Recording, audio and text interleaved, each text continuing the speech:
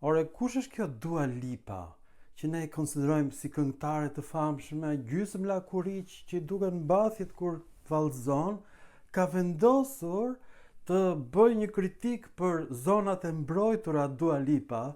Ajo është bërë në fakt kartolina turizmit shqiptar me vilën e saj që është ngritur në pikën Merli dhe është një zonë ku nuk futet asnjëri. Ai i zhvilluesi i kësaj zone nuk lë asnjëri që të afrohet tek vila Dua Lipës. Dhe Dua Lipa del në podcastin e Lea Ypit.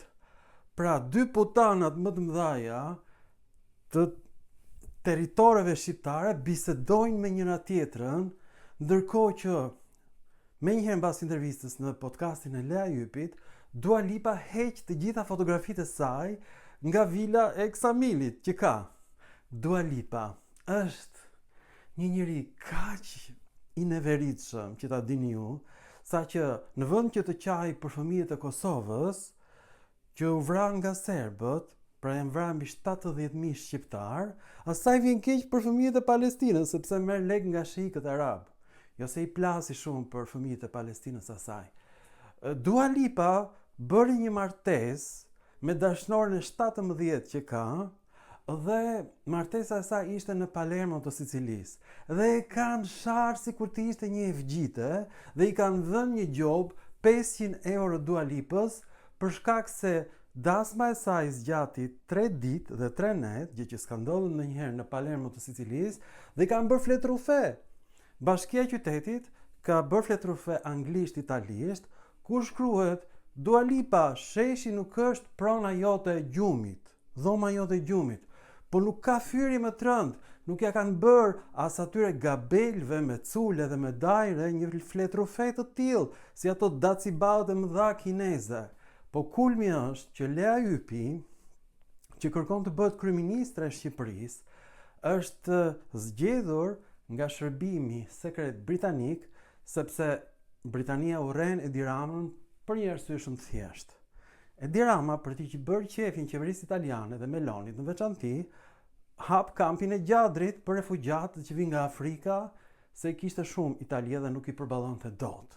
Pra i bëri qok Melonit, ndërkohë që kryeministri britanik i kërkon të njëjtën gjë Edi Ramës dhe ai thot kategorikisht jo.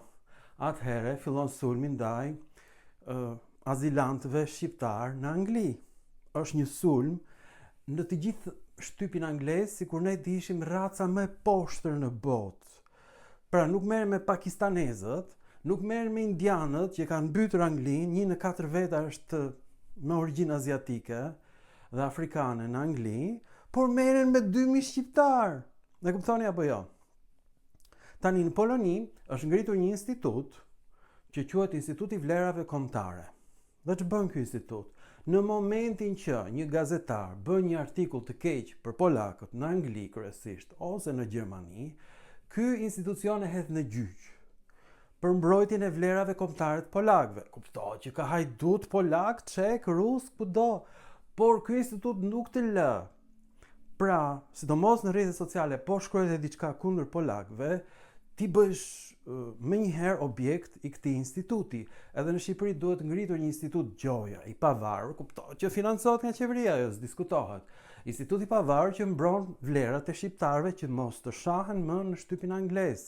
Dhe s'ka nevojë që kryeministri të debatojë me politikanët anglez. Nuk ka nevojë që kryeministri të dalë me shpatës Skënderbeu dhe me mjekër e Skënderbeut, sepse bën një institut këtë punë që merr para për këtë gjë. Dhe tani e fundit, Lea Ypi, kush është ajo? Thuhet që kurvat dhe tradhtarët e trashëgojnë vetinë e tyre. Dhe apo jo them unë para gjithë botës që gjyshi Lea Ypit ka qenë tradhtar, ka qenë në qeverinë Kuislinge që ka bashkëpunuar me italianët, fashist, dhe Lea Ypi është bërë marksiste, merrni vesh ju. Edhe ka një emër semit, Lea, nga Bibla, dhe është mbushur asaj mendja që është semite, e kuptoni ju?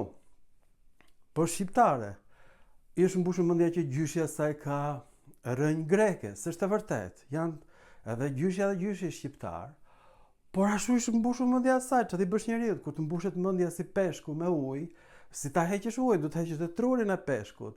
Dhe ajo do që të bëhet kryeministre e Shqipërisë, më merrni vesh ju. Shikoni filmin se do habiteni. Pra, podcasti i Ajupit del kjo e gjithë e bardhë që del me brek në skenë dhe që kanë bërë flet trofe në Palermo të Sicilisë. Kulmi. Sheshi ju nuk është dhoma jote e gjumit. Shikoni vetë, do të shmendeni. Deri pak kohë më parë, Zin Kep Merli zinte një vend të veçantë në profilin e Dua Lipës. Këngëtarja kishte ndarë me miliona ndjekës pamje nga pushimet familjare në jug të Shqipërisë, duke e cilësuar zonën si vendin më të bukur në botë. Sot, ato postime nuk gjenden më në profilin e saj në Instagram, edhe pse vazhdojnë të qarkullojnë në mediat shqiptare dhe në postimet e antarëve të familjes së saj. Ndoshta ka ardhur thjesht momenti për një refresh të profilit në Instagram. Mund të jetë një zgjedhje estetike. Mund të mos ketë fare lidhje me zhvillimet e fundit. Por koha kur ndodh ky pastrim është të paktën interesante. Vetëm pak ditë më parë sot, Dua Lipa ishte e ftuar në podcastin e Lea Ypit Op, ku u fol për protestat kundër ndërtimeve në zonat e mbrojtura në Shqipëri. Nuk bëri keq që i solli në vëmendje. Përkundrazi, është pozitive që një figurë me ndikim ndërkombëtar interesohet për atë që po ndodh në vend ëmbë. Kësaj here, megjithatë, Dua zgjodhi të këndoj duet me një tjetër ish të preferuar të Edi Ramës, Lea Ypin, e cila prej kohësh është kthyer në një nga zërat më kritik ndaj modelit të qeverisjes së tij, Ron, por entuziazmi sapo lindur për mbrojtjen e natyrës lë pas edhe disa pikpyetje. A e di Dua Lipa se Kep Merli Pam, vendi ku ka kaluar pushimet dhe ku familja e saj ka ndërtuar vilën, është vetë një zonë e mbrojtur? A e di se sot aty nuk hyn dot askush pa lejen e ndërtuesit? Dhe a e di se pikërisht ai model zhvillimi për të cilin sot ngrihen protesta është ai që ka transformuar edhe zonën ku ajo ka zgjedhur të kaloj pushimet. Për vite me radhë, imazhet e Dua Lipës nga Kep Merli janë përdorur si kartolina më e bukur e turizmit shqiptar, me B.C. Kell. Edi Rama nuk ka humbur asnjë rast për ta shfrytzuar praninë e saj si dëshmi të Shqipërisë që duan të gjithë. Sot, kur debati për zhvillimin e Bregdetit është ndezur ato foto nuk janë më në profilin e saj Askush nuk i mohon Dua Lipës të drejtën të ketë një vilë apo të pushojë ku të dëshirojë. Me pasurinë që ka ti, mund të blej një vilë pothuajse kudo në botë pa u menduar dy herë fu. Por kur vendos të hysh edhe në debatin publik, pasuria nuk mjafton për të blerë koherencën. Shqipëria nuk mund të jetë një kartolin luksi kur i shërben promovimit pushtetit dhe pak vite më vonë të shndrohet në një kauzë kundër pasojave të njëjtit model zhvillimi shi. Nëse qëndrimet ndryshojnë, publiku ka të drejtë të pyesë pse sepse Shqipërinë nuk mund ta duash sipas oreksit politikës. Dhe dinjiteti nuk blihet me pasuri, ai matet me qëndrueshmërinë e parimeve.